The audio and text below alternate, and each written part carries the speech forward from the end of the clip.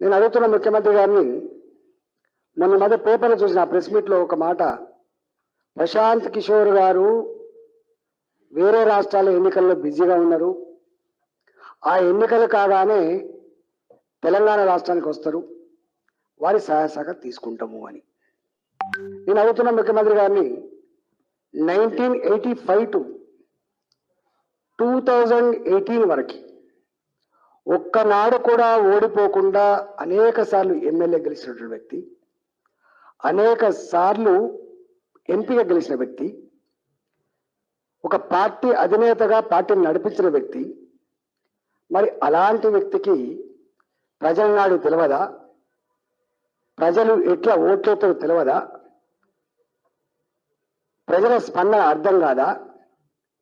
ఇవాళ ఈ 35 సంవత్సరాలతో పీకే అవసరం పడ్డదంటే, ప్రశాంత్ కిషోర్ గారు అవసరం పడ్డదంటేనే తన కాళ్ళ కింద భూమి కదిలిపోయినట్టుగా, తన పని అయిపోతున్నట్టుగా, ఎక్కడో ప్రజలలో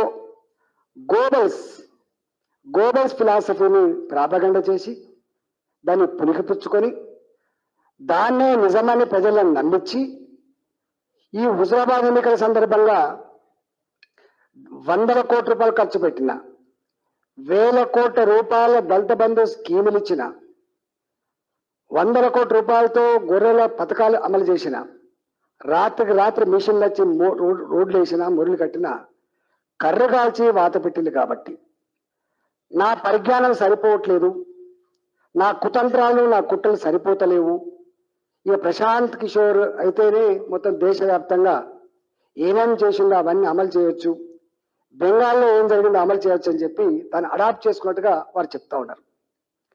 కానీ నేను ఒక్క మాట మాత్రం చెప్పదలుచుకున్న ముఖ్యమంత్రి గారికి, ప్రశాంత్ కిషోర్లు మేధావులే కావచ్చు, స్ట్రాటజిస్టులే కావచ్చు, కానీ దానికంటే గొప్ప మేధావులు తెలంగాణ ప్రజల విషయం మీరు మర్చిపోకండి. ఎప్పుడు కూడా చరిత్ర నిర్మాతలు నాయకులు కారు, చరిత్ర నిర్మాతలు పిడికడి మంది వ్యక్తులు కాదు. చరిత్ర నిర్మాతలు, చరిత్ర గతిని మార్చేవాళ్ళు ప్రజలు మాత్రమే. అది మరీ ముఖ్యంగా తెలంగాణ ప్రజలు మాత్రమే మారుస్తారు. నేను చాలాసార్లు చెప్పిన నా హుజరాబాద్